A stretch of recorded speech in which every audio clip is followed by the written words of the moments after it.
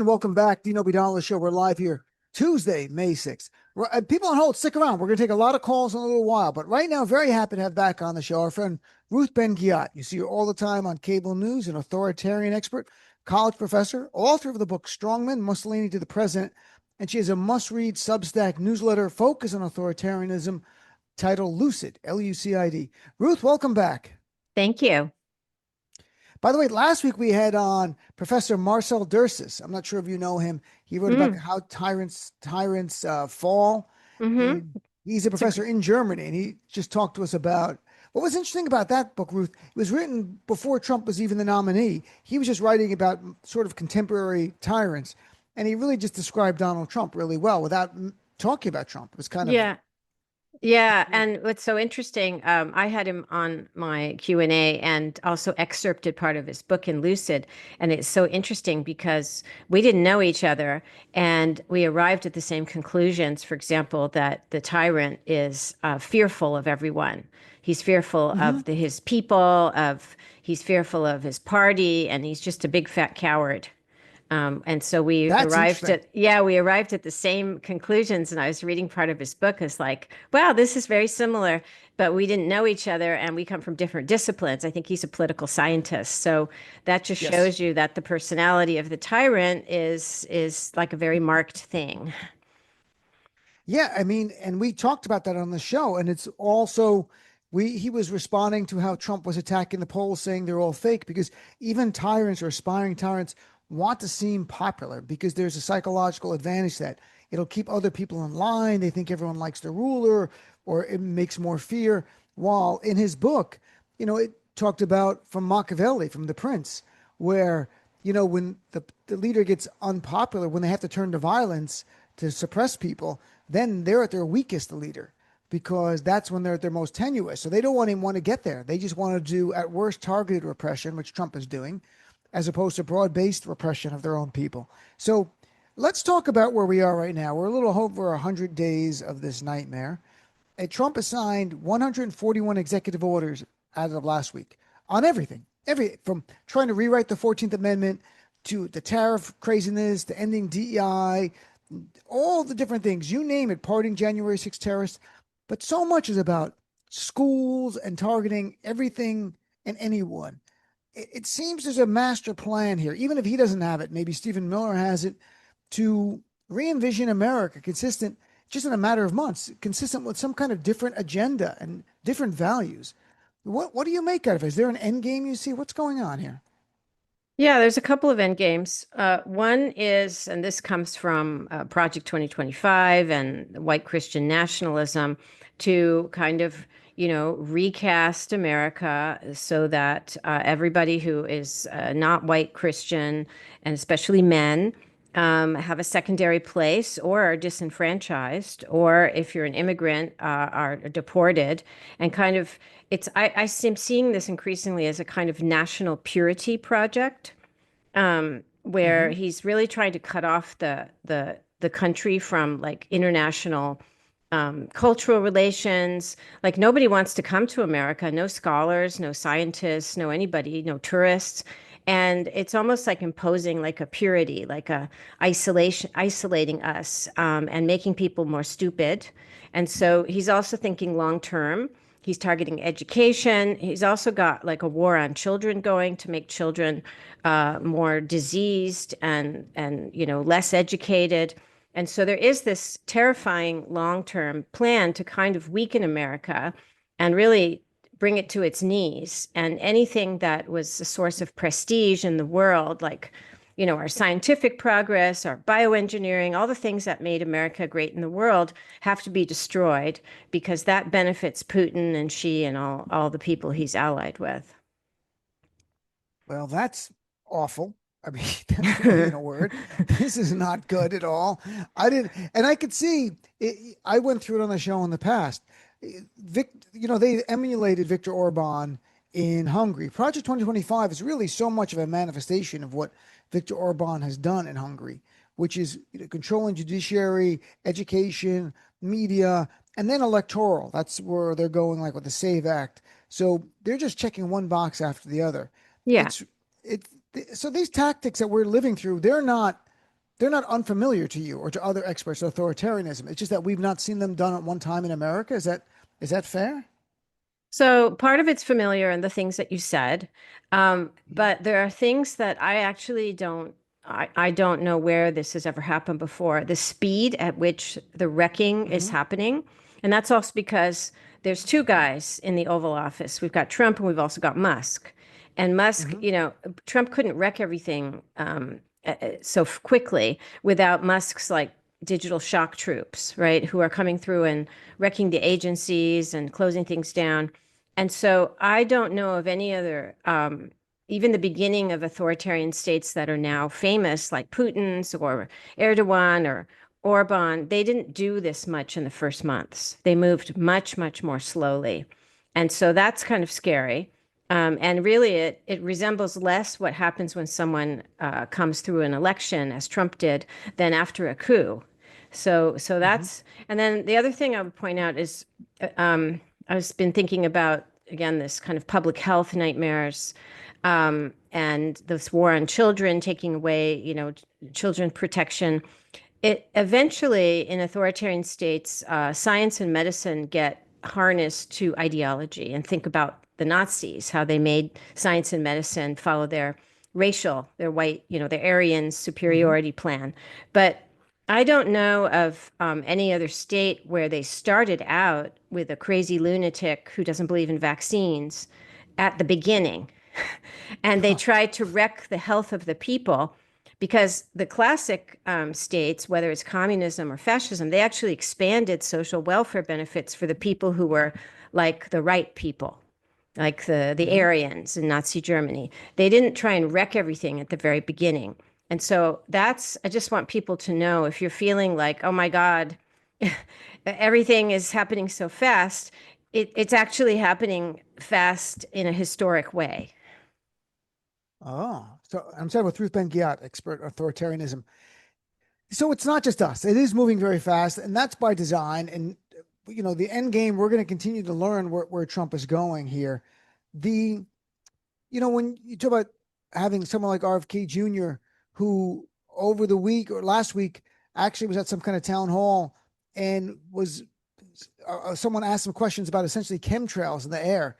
And he seemed to back that up as well. Like there's no bridge too far for these guys. Like there's nothing, any conspiratorial theory you've read about online, they subscribe to.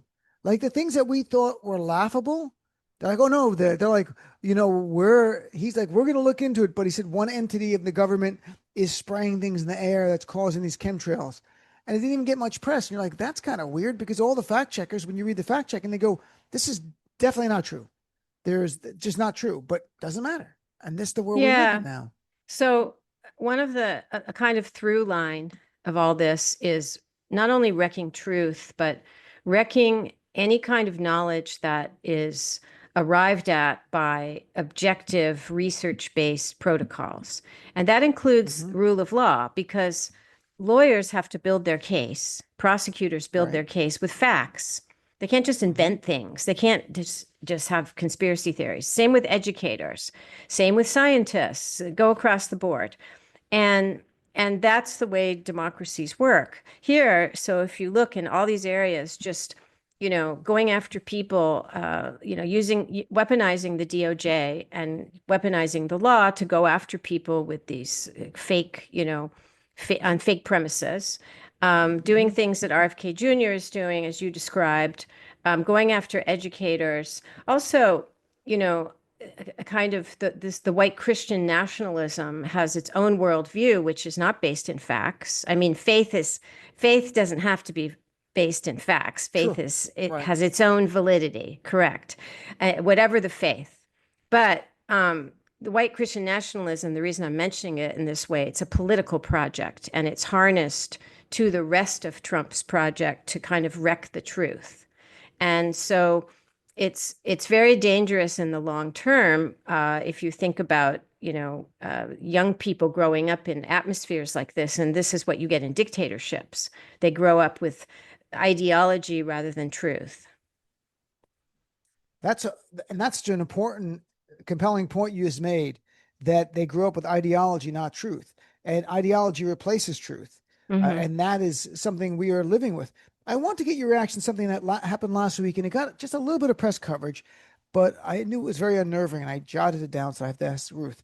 At Trump's rally in the 100-day mark, he proudly showed the crowd there of MAGA people the undocumented members who were flown to El Salvador being taken off the plane. And I saw the video. They're like holding them down, forcing them to shaving their heads, like walking them like dogs, putting them into the cages. And the crowd cheered and chanted USA, USA after this video of cruelty to brown people was played. What is your reaction to that? So a couple things. It's I think I have a line in my book Strongman that the strongman has a kind of a mania about controlling bodies. And Hmm. it can never be, if they're enemy bodies, can never be enough bodies. And if they become the scapegoats, then these performances of cruelty and humiliation are typical. And they also, these kind of, and like when Kristi Noem went and stood in front of, the big Mm-hmm. prison, right? The same prison in El Yep. Salvador, she's making Yep. a statement using those bodies as like aesthetic props. And that's what authoritarians do. That's part of authoritarian spectacle. But on the other hand, we can't be too surprised at this because Trump made it very clear he dehumanized immigrants. He used all kinds of fascist type language to describe them. And at numerous of his rallies, all through the election season, he had people behind him holding up signs that said mass deportation, which was Mm-hmm. horrifying. And so now we have deportation and masses of bodies, of enemy bodies being treated with cruelty. And Trump used his whole election campaign to emotionally condition people to not care about scenes like that. And so now they're just waving they're his props too, even his supporters. Everybody's the prop of the strongman. So they're playing their part, chanting USA as these cruelty scenes for brown people are being played, and that's classic authoritarian spectacle, and it's very scary.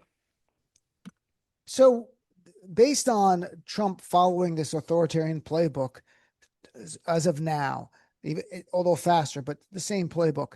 Where do you think he's going next? Like, where should we be ready for the next frontier in his embrace of fascism or authoritarianism? Um, I mean, it's hard to say that because he's started on every single front all at once. Okay. And so what we do know is that authoritarians have these test cases, which is if we just take persecution of immigrants, these Mm-hmm. famous test cases. So, Abrego Garcia gets sent away, and Trump basically is saying, I could get him back, but I'm not going to. And the Mm-hmm. reason that's a test case, and there are many others, the other people who ended up there, and just the scene that you just talked about, is that Trump is basically for him to intervene and rectify this wrong means that he is saying that he respects international law, that he respects the dignity of the individual. Instead, he has to say, I'm not going to do it. I could, but I'm not going to, Mm-hmm. because he has to remind everybody that he is above the law, that he doesn't care about human dignity, he doesn't care about human rights or crimes, against humanity, anything like that. So, so these are test cases, and of course, we could see a scaling up, which they're already planning for with Mm-hmm. raids against immigrants. So definitely that kind of thing. We could also now there, the very worrying retribution against Miles Taylor and Chris Krebs. Those are test cases, and that if that goes the way that Trump wants it to, those could be scaled up, and other political enemies could be prosecuted. So right now is a kind of testing, and it's also to Mm-hmm. see how much they can get away with. There's many losses they've had. There's been a lot of activity in the courts that has restrained them. Now they're trying to say they don't care, but there's a lot of legal pushback and a lot of protests that's building, and so we're at a very it's a very like fateful time right now. Oh, and obviously Trump cares about the courts because he slams the judges and rails against them. And there was an article in a publication I read over the weekend about threats being directed at these judges that Donald Trump's going after. And that's part of it. Ruth, what will happen? Say, right now, the economy is a little bit tenuous. It could go either way. It could be a slowdown. It could be a recession. It could be something quite worse. If we really got into difficult economic times, what is the likely actions that someone like Trump, an aspiring autocrat, would do? How does he take advantage of that? Um, I mean, it's never good news for even an autocrat if they cause an economic crisis. Um, and one of the things about our country is people are used to having their trinkets on the shelves. Talked about Right. dolls, but Mhm. like people who deal with supply chains and ports and trade are telling us that in a couple of weeks or a month, the shelves will start to be empty. And Americans are Mhm. simply not used to any of this scarcity. They're used to choice. In fact, people who come from other parts of the world, they go into American supermarkets and they're like, "Oh my God, there's 100 types of bread," you know, and that's just not Right. how it is, like in many other places in the world. And so I think that if his tariffs and all the other things he's doing to wreck the nation will start to have a kind of effect in the real world, people will start to not get their Social Security checks. My mother received a shakedown letter from Social Security that if she doesn't show up in person to the office, she can't. She's not going to get her payments anymore. Really? Yeah, yeah. They want you before you could verify your identity on the phone, which if you're in your 90s or you're disabled, you can't perhaps go into the office, and that was fine under Biden. And now they're engineering the system so they can take people off of Social Security. We're going to see many, many things like that. They're doing to try and have excuses to cut benefits. So if we have an economic downturn, shortage of goods, um, small businesses closing, which is already predicted, people not getting their benefits or things going wrong, then we are going to see what I've been calling since early in this nightmare a reckoning. And many people who either didn't vote or they thought Trump was something else, their eyes are going to be opened. And I think that it's already very interesting that tens of thousands of people in very red areas turned out for AOC and Bernie. Mhm. So you were asking me about how they could take advantage of it, and I'm choosing to answer that often autocrats create their own nightmares, and this can do them in. And it has before. They lose their popularity because they have really stupid economic policies. It happened to Erdogan. I mean, he didn't drive him out of office, but he lost a major popularity due to weird economic. It was called Erdoganomics, and it didn't work Ah, out really? well. And they have very high inflation as a result. And so his popularity is down. And that's why he had to recently arrest his primary, excuse me, he had to arrest the mayor of Istanbul, who's his primary political rival, who's for democracy, because if they had a free and fair election today, Erdogan would lose. And part of that is because of his weird economic policies. So Trump is setting himself up on the same path. So when I'm talking with Ruth Ben-Ghiat, authoritarian expert, in the Meet the Press interview with Kristen Welker, Donald Trump, a couple of things came out. But one thing that I found interesting is that he was saying, maybe I could run for a third term. I don't know, but I don't sort of suggesting he didn't really want to. And I said nice things about Marco Rubio and JD Vance. Do you think that is sincere? Or is this kind of a rope a dope thing to make some people calm down where he's planning, or he's like, it's really literally too early. So he's like, I'm not even going to talk about that now. Cause in the past he was talking about, he was trolling, how sincere he was or serious he was. We don't know, but we have to take it seriously. But I thought it was odd. This is the first time he kind of opened the door. Like, I don't really want a third term. This is it. 4 more years is enough for me.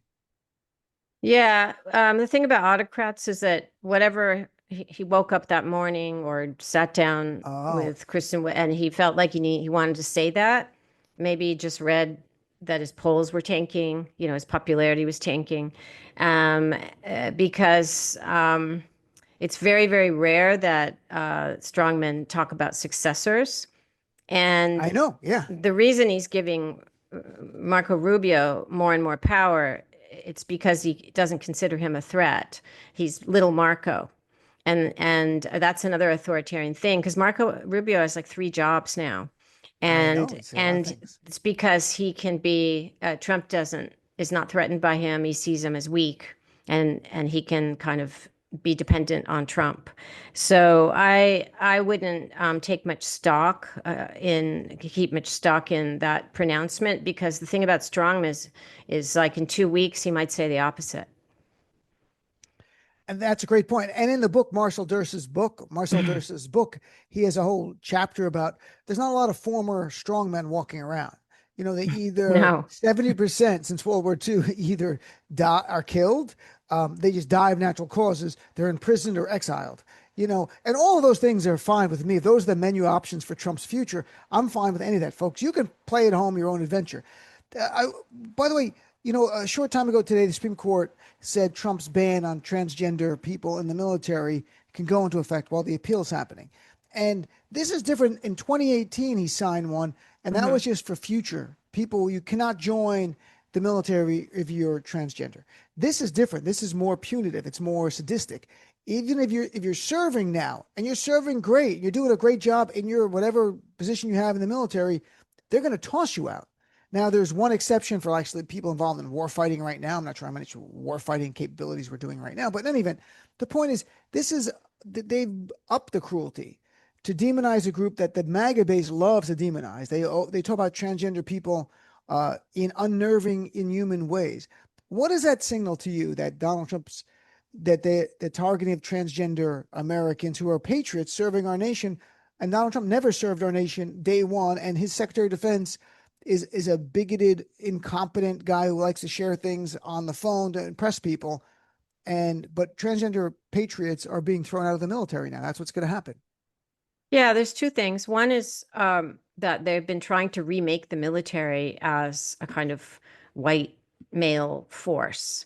And so they've been firing all kinds of leaders who don't fit those categories. And so, the military is one of the most diverse institutions in America. And it's always been a meritocracy to a greater extent than some of our other institutions. And all that has to go, of course. And that's what Hegseth is there with his extremist tattoos. And it's interesting, he was Yep. not the one who lost his job after Yep. Signalgate, because he's got the qualities that are needed. It was, Mike Waltz instead, who was too independent of Trump for his liking. So that's one thing. Using transgender people as kind of scapegoats to purify the military. So we're back to the national purity. The other is that often what autocrats do, and the Nazis did it with Jews, they pick a group who that's a very tiny group within the nation, and so most people don't know anybody in that group, and so they care less about what happens to them.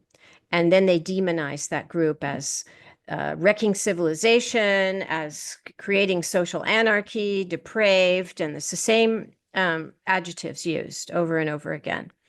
And really, when I did my book, which goes over 100 years, I found that the through line of authoritarianism is homophobia in general, Hmm. LGBTQ people. And now this is a Kremlin playbook thing. It was originally the Kremlin that started isolating transgender as the epitome of the depravity of LGBTQ people, right? And Mhm. and so this is and many of the things we're hearing against LGBTQ people and transgender were circulating in Russia like 10 years ago. So we just need Mhm. to know that this too is part of the authoritarian playbook. It's unbelievable how it's like page after page. And last two things, the level of Trump corruption, while it doesn't get as much reporting as it should, I covered it because Liz Warren did 100 days of corruption. And on Friday, we went through it. And now there's even more about he's having this big dinner for the people who own the Trump meme coin. and you get a White House tour for investors. Like he's just literally, and his kids. The New York Times had a great article about his kids doing a lot of stuff in the Middle East, making a lot of money from the Emirates, and others over there, investment deals, and obviously it's all tied to the White House. But this doing the thing in where you actually get to come to the White House and he gets to pocket all the money is unlike anything we've seen in our lifetime here. Is this also a staple of autocrats and dictators? Yeah, so autocrats are not in power for the same reasons that Democrats with a small d are. They have no interest in governing, actually, and they couldn't care less about their people. They don't care if they live or die, if they get sick, if they don't care. One of the main things they're there to do off of public office is have private profit, and and when they're extreme like Trump, they really don't think that conflicts of interest, the whole notion of a conflict of interest is actually a democratic notion. The idea that you should serve, you should have a public service and not profit off of it or have other interests. Autocrats don't think that way. They think that's a stupid way to think because you're not making money. And so I'll give you an example. Mr. Orban, who's the muse of the GOP and the role model, he has impoverished Hungary. We don't hear about that. And yet his family and his cronies have become so spectacularly wealthy due to the corruption that a French documentary was just made about the family because they become like, billionaires, while Wow. Hungary has become impoverished. And so, and of course, Putin has made Russia into a really a kleptocracy, and is the rich one of the, except for Elon Musk, he's the richest man in the world, I think. This it's kind of remarkable to see exactly like what you go through, what Marcel Durst went through on the show, how Trump really lines up. He's literally, folks, checking each box of what autocrats and dictators have done before. And he's trying to re-envision America with the support of Stephen Miller and the MAGA base to do that. And what's alarming to me, Ruth, is that while overwhelmingly Trump doesn't have a good approval rating. If you take Republicans out, Trump's approval rating is down maybe like 15% of independents and Democrats, or 15, 20%. But of the GOP, it's still 75, 80%, sometimes 85%, depending on the poll, approve of what Trump is doing. So last question, what does that say to you about people who are still supportive of Donald Trump? Are they happy with the idea? You can't speak for all of them, I get it. But are they happy with the idea of having a king as long as it's their king, even if it means the end of our democratic republic or our freedoms that we know? Yeah, well, some of them, if you're talking about the grassroots, they've been psychologically conditioned by him for 10 years now. He started, Mm. I've been tracking his rallies, the things he's been saying, building up his personality cult, I alone can fix it, demonizing others, making them think that only he can keep them safe. And so they've been in it for a long time, and it's only when they see in their daily lives that his promises were just conning. He's a con man. That's Hmm. when they will start to wake up. And so as things get worse, it's the time for, if you have someone in your family who is, I say, dwelling in the disinformation tunnel, it's going to be a time to reach out to them and very delicately try and talk to them, because their eyes are going to be opened, because there's going to be uh, a lot of hardship in America, I believe, and that can, out of that can come something better, hopefully, because people will see that he isn't what he promised he was. All right, folks, if you hear Ruth, at some point, we're going to have an open mind for some of the MAGA people who are coming out of the cult. It's sort of like the Matrix. They wake them up and like they take the pill and they come over to our side and we talk to them. So, Ruth, before I let you go, where can people sign up for Lucid and follow your work? So Lucid's a Substack. It's lucid.substack.com. And it's about threats to democracy and authoritarianism and all the stuff we've been talking about, loyalty performances. I do Zooms once a week. And I also have a website, ruthbenghiat.com. So that's basically it.